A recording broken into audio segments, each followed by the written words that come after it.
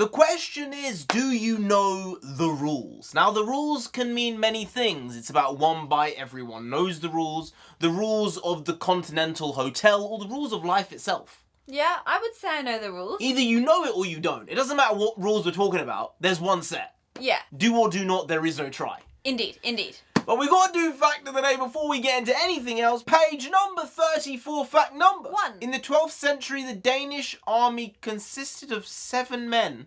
7 men? That was all that was needed.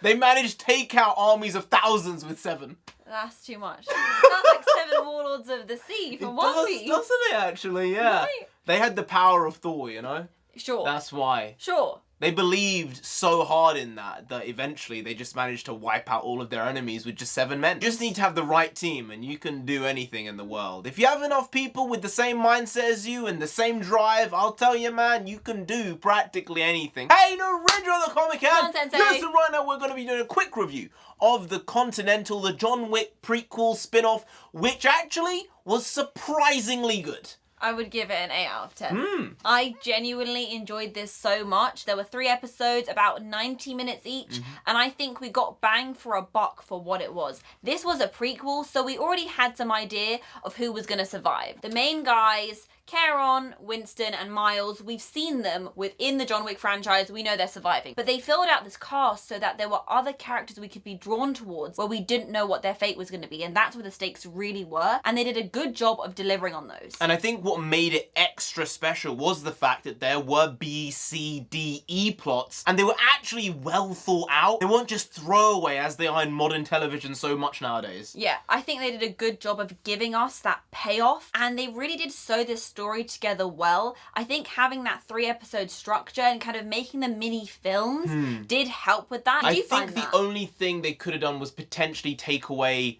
between 7 and 10% of the total runtime. Like, instead of being on average 90 minutes, they probably could have been 80 minutes. I see that. And I think that would have helped speed up the story a little bit, but every little bit we got almost was good stuff. It wasn't that it was useless filler, it was, oh, that's character development. You're adding something to the story by including this. Even though it's not necessarily necessary, it's an important thing, which I'm glad you kept in. Another thing I appreciate were the sets. Guys, they were gorgeous. They did some incredible things with theatres, within the hotel itself, many different locations, and every new place we went to, I was like, oh, what's it going to be here? There were only a couple of instances in the whole show where I thought, the CGI was not particularly good, but I can pick them out. So considering there was 4.5 hours worth of TV here, or film, whatever you want to call it, I can really say there were 2 or 3 moments where I thought, that's not very good, which is a win within itself. Oh, absolutely. And I have to say, the acting across the board, really, really well done. Top notch. Even background characters who don't even see much. I appreciated that everyone gave it their all. Everyone clearly cares about what they were doing. Give me a second season, if I can get it. Are we going to get a second season? That's the question. Well, they did tie off many things in a bow, but there were still some loose ends. I think the way they're playing it is by ear to say if people like it enough, maybe we can do a season 2, because they've given themselves enough leeway with the timing. This is set very, very far in the past compared to the present day John Wick. So there is more time to figure out how these characters get to the sort of positions we've seen them in. And I think if people talk about it enough, people like us, maybe we'll get season 2. Hey, we had a theory off the bat, episode 1, John Wick is actually Winston's nephew. Yeah, we did. Now, we don't want to throw any spoilers in here, but that's something which, when watching it, we thought, this could really be an option. Not that he's the father. Winston is not the father of John Wick. But uncle, maybe. But then after thinking about it more, it's like, no, John Wick was born in the 60s, apparently, in universe. Right. So he can't be related to Winston in that case. But I thought that could have been a good thing you could have done, because you could have set it up with the mother potentially dying after giving birth. And then when the kid's a toddler, Winston being like, I can't keep the kid because it's too dangerous, because I can't be seen as having a weakness potentially. A carrot being hung over me by everyone saying, I know who I can get to you. So that way he actually sent the kid off to the Russians, to the Belarusians afterwards to say, you need to take care of this kid. I'll make sure everything's good on the other side of it, but you need to make sure he's raised properly so he can handle himself in this world, because he will have people coming after him because of me. Right. See, I really like how the way that they've set up this universe, we were able to come to that assumption really quickly. I understand that that might not be the case, but the fact that they've given us so much to work with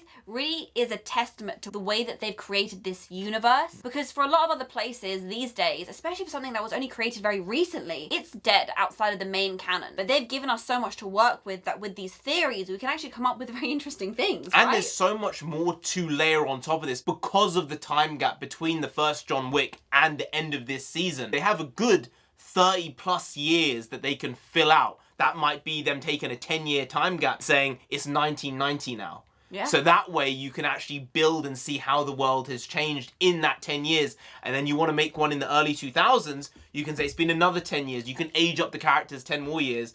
And then we can get to the point, if you want, where we can see John Wick being introduced into the world or him leaving the world in the early 2000s. I see it. I see them actually ending it off with his retirement. And that's the first time we see him in the series. Yeah. And he's saying, Winston, lovely to have you. I'm done. Yeah. I'm going to get married. I'm going to settle down. And then we start the actual film series.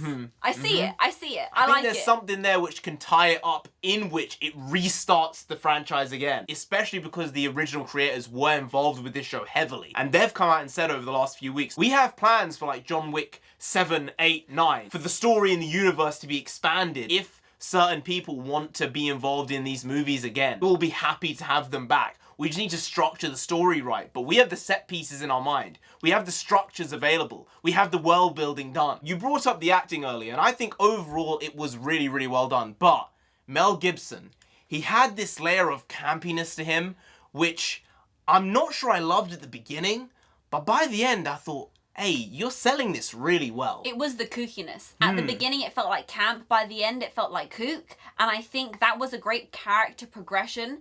And it's one of the reasons I want to rewatch this show. Something we said also right at the beginning was that we thought there was some underhanded tactics going on by the high table. We were correct. Yeah. And that's all we'll say, because we don't want to throw any more spoilers out there for this one. But just know High Table doing pretty high-level shenanigans as well. Yeah, just know our predictions that we made only to ourselves were in fact correct. They're not always correct, but in this case they were correct. The John Wick thing, we don't know if that is correct, if he is indeed related to Winston, but I would buy it. If that's what they're selling, I'm buying it.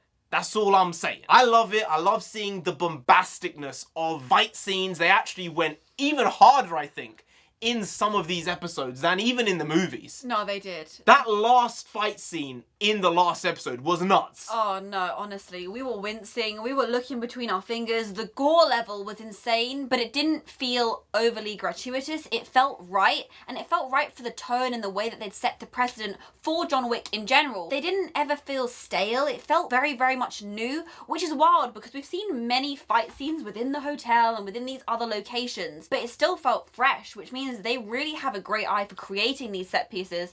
So I'm very much excited if there's a future in the films because I want more. Exactly. You want more, and I'm sure if you've watched this show, you want more as well, because at the end of the day, what's it about? character. Family. Vin Diesel would be proud. Dominic Toretto would be very happy. He would be. In fact, I want a Dominic Toretto cameo. Stop. I want a Dom Toretto cameo in the Continental. Think about I see it. Vin Diesel. Think about it. Fast and Furious, how nuts it's got. No. Think about it. I will say, I think if Vin Diesel got the call, he would say yes. Well, that's all I'm going to say about it, okay? That's all I can say. It's so crazy. But I love it. I love crazy shit. The crazier sometimes the better, as long as it is tapered, as long as it is understood, and as long as someone actually has control of the wheel. Yeah. Because you don't want crazy like Taika Waititi. No, it's too much. Yeah. It's too much. That's too much. You We don't want that. controlled chaos, not Yeah. outright chaos. Yes, exactly. Anyway, guys, if you did enjoy this video, please do like, share, comment, and subscribe to the channel down there. If you didn't, John Wick gonna come after you. You don't want that? No. Do they want that? No. So just subscribe anyway to avoid that. I've been NarendraTheComic. I've been on She's Sensei. been the doctor of Factonomics. You've been Grant. We'll see you next time. That's tomorrow. If you don't know, make a video every single day. Been doing it every day for over 5 years now, and we won't stop until we get 10,000 subscribers. So do subscribe, pop back again tomorrow for some more quality shitty content. Because hashtag never not here. Just how it goes. Also bring the pukwas means nonsense in Punjabi. We also bring a lot, bring a little, do a lot, but we do indeed bring the quality shitty content. on a daily basis. So see you tomorrow for more of the same, slightly different, but essentially the very same. Once more, see you then. Skadoosh. I got you! I got you! Take that, you friggin' psycho! I got you!